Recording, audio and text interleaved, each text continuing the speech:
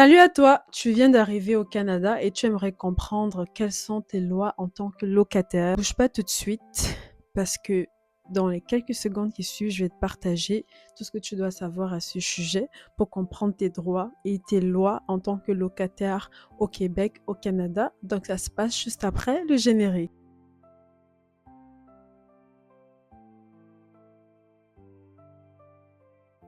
Alors, que vous soyez locataire, vivant dans un condo, un appartement, même une maison, connaître vos lois en tant que locataire peut vous aider à éviter beaucoup de problèmes, beaucoup d'ennuis avec les concierges, les bailleurs et même avec la cour. Pourquoi pas, ouais, parce qu'on peut aller jusqu'à ces niveaux.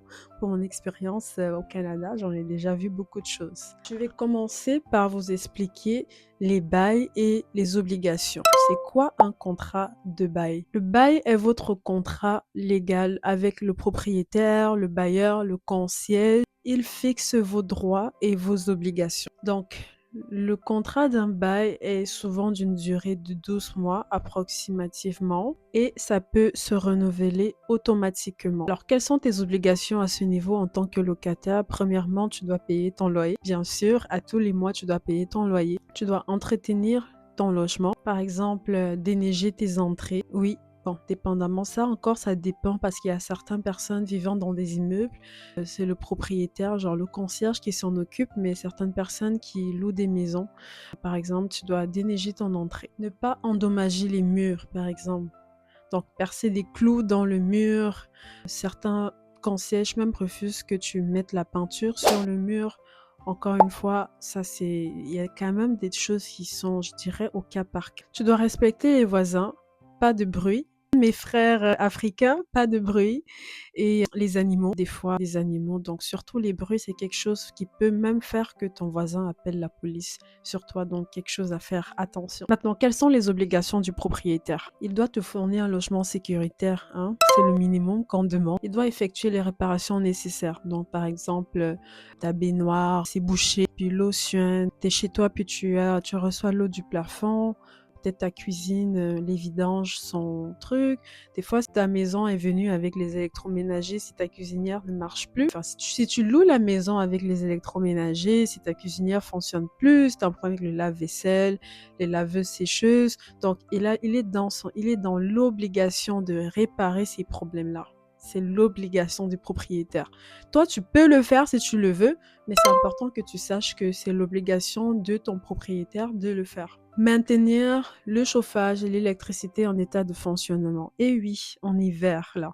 Si des fois tu es chez toi, là, et ton chauffage fonctionne pas, tu as très froid, ou alors tu essaies de régler ton chauffage, enfin, dépendamment encore de la maison où tu es, parce qu'il y a certains, dans des immeubles, par exemple, le chauffage est réglé automatiquement par le concierge. Donc, si, admettons, tu as froid, si le chauffage est en panne chez toi, au cas où c'est toi qui le règles, donc tu peux demander à ce que ton concierge ou ton bailleur, c'est son devoir de réparer les pannes d'électricité et de chauffage et de façon générale, même toutes les pannes que tu peux avoir dans ta maison, surtout si c'est pas causé par toi et même des fois si c'est causé par toi, c'est son devoir de le réparer.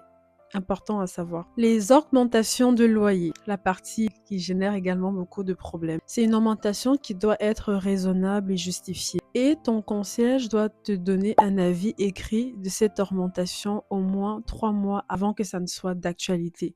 Donc, il doit te l'informer par écrit et tu as le droit d'accepter ou de pas l'accepter. Mais de toutes les façons, si tu l'acceptes pas, ça te laisse toi-même le temps de trouver un autre endroit pour y aller. Donc, voilà, comme je disais, le locataire peut refuser ou contester au tribunal administratif du logement. Par exemple, si votre propriétaire vous envoie un avis d'augmentation de 10% alors que l'inflation n'est que de 3%, vous pouvez contester cette hausse au tribunal du logement.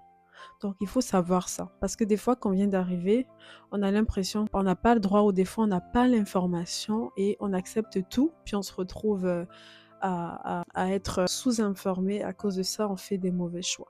Donc oui, tu as le droit de contester au tribunal du logement si c'est que l'augmentation est trop drastique et surtout en rapport avec l'inflation. Donc tu es parfaitement dans ton droit. Donc Il faudrait également informer le propriétaire dès qu'un problème survient à la maison. Donc, comme j'ai dit tantôt, les pannes générales, le propriétaire a le droit de réparer.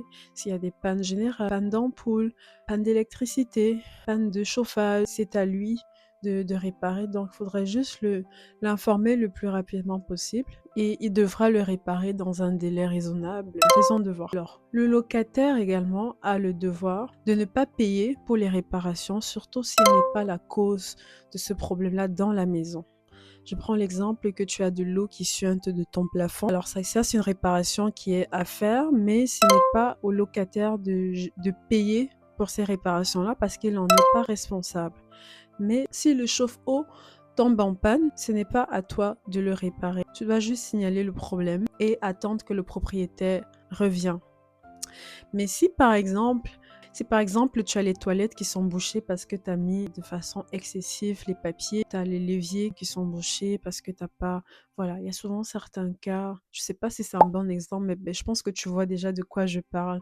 En fait, si le problème vient de toi, tu payeras pour les coûts, mais si c'est un problème qui ne vient pas de toi, c'est au propriétaire de payer pour les coûts de réparation, tout simplement. Alors, quels sont les recours que tu as en cas de problème? Tu peux te rendre au tribunal administratif du logement et tu pourras loyer. Si c'est trop pour toi, tu peux le contester. Les problèmes de réparation également, si tu en as, si on t'oblige à payer quelque chose que tu estimes que c'est pas à toi de le faire, tu pourrais y aller pour contester également. Si vous avez des litiges sur le bail, vous pouvez également contester. Et tu as aussi la possibilité de mettre fin au bail avant les 12 mois si tu estimes que le logement n'est pas sécuritaire pour toi. Par exemple, j'ai connu quelqu'un qui avait de la moisissure extrême dans son logement et il s'est rendu au tribunal du logement et le tribunal a ordonné au propriétaire de le réparer immédiatement. Donc, c'est des choses qui se font très bien. Alors, quels sont les conseils pratiques pour toi, locataire? C'est premièrement de lire ton bail. Tu viens d'arriver, des fois tu comprends pas. Pose des questions, prends des renseignements, prends des informations sur des personnes qui sont ici depuis longtemps. Comprends réellement c'est quoi ton bail, lis les clauses, les termes du contrat. C'est quelque chose qui va t'aider énormément. Garde surtout des preuves, des échanges écrits avec le bailleur, le concierge. Prends des photos, des textes, des messages, des captures, des courriels, de tous les échanges que tu as eus avec ce propriétaire-là au cas où il y a eu des problèmes de réparation et qu'il n'a pas été consentant. Ne paye jamais en liquide sans reçu. Si tu es du genre à payer ton logement avec du liquide, il est très important de demander un reçu à ton locataire, à ton propriétaire. C'est très important d'avoir le reçu, comme quoi tu as payé ton logement parce que imagine-toi que demain, tu te rends au tribunal, ça va pas jouer en ta faveur parce que tu n'auras aucune preuve même que tu verses le loyer à ce propriétaire. Donc, demande toujours d'avoir un reçu après avoir payé ton loyer à chaque premier du mois. Donc, connaître tes droits égale moins de stress. Donc, c'est très important de connaître quels sont tes droits en tant que locataire. Connaître tes droits, c'est la meilleure façon de vivre sereinement dans un logement au Québec, au Canada. C'est très important. Voilà, avec ces informations, tu es maintenant préparé pour louer au Québec sans incidence. Tu es très bien armé et tu connais c'est quoi tes droits.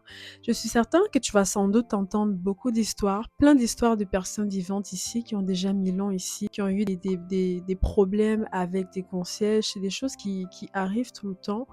D'ailleurs, j'ai pas eu le temps parce que je veux pas que la vidéo soit très longue. Je ne pourrais pas raconter les miennes. Mais n'hésite pas à dire en commentaire quels sont les problèmes que tu as eu en tant que locataire au Canada dans tes débuts particulièrement et quelles sont les choses que tu as eu à faire, les actions que tu as eu à mener. Moi particulièrement, j'ai eu à négocier l'augmentation. Donc c'est arrivé que mes augmentations étaient énormes et j'ai dû négocier avec mon propriétaire. C'est arrivé que j'ai dû quitter plus tôt mon bail avant les fins de 12 mois. C'est une avis que j'ai dû informer à mon propriétaire. Genre ça aussi, il faut le faire avant. Donc si tu prévois quitter le mois prochain, c'est important de le faire au moins 2-3 mois avant. Quand tu prévois quitter, d'aviser le propriétaire au moins 3 mois à l'avance. C'est arrivé aussi qu'un propriétaire a failli me faire quitter son appartement de façon drastique. Ça aussi, c'est un point à négocier, mais j'ai dû négocier avec lui et on a fini par trouver un point d'attente. Voilà pour moi quelques histoires que j'ai rencontrées et n'hésite pas à déposer les tiens en commentaire, ça pourra peut-être aider des nouvelles personnes qui passeront par là. Et ça sera tout pour moi aujourd'hui, on se retrouve dans une prochaine vidéo. Ciao!